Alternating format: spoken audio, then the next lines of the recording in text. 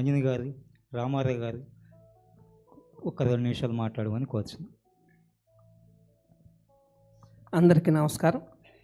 ఈ ప్రకృతిని ఎంత ప్రేమిస్తే మనం అంత ఆరోగ్యంగా ఉంటామన్నది ప్రతి వాళ్ళు గుర్తించాలి, పిల్లలకు ముఖ్యంగా నేర్పాలి.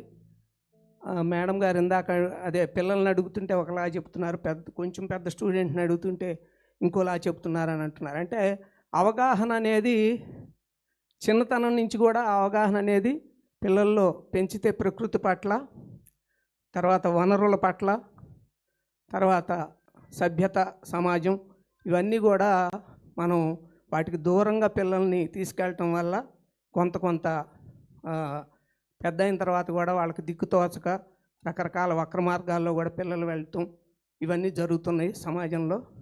వీటన్నిటినీ మనం ఎంతో కొంత మన వంతు కృషిగా బాగు చేయాలంటే పిల్లలందరికీ కూడా చిన్నతనం నుంచే సభ్యత, సమాజం, ప్రకృతి వనరులు, ప్రకృతిని ప్రేమించడం ఇవన్నీ నేర్పాలని నా ప్రగాఢ విశ్వాసం.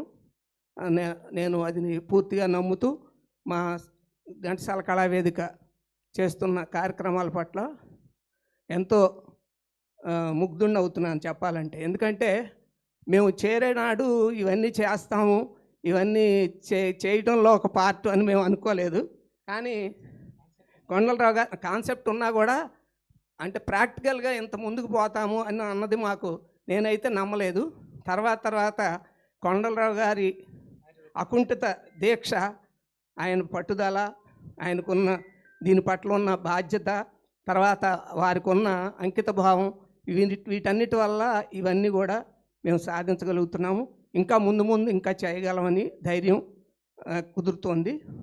మేడం గారు చెప్పినట్టుగా ఇలాంటి 4 సంస్థలు మాకుంటే చాలంటే, అంటే మేము కూడా మీకు ఆదర్శంగా అయ్యామన్న భావన మాకు కలిగిందమ్మా. చాలా థ్యాంక్ యూ వెరీ మచ్. అందరూ బాగుండాలి, అందులో నేను కూడా ఉండాలి. Thank you very much. Thank you.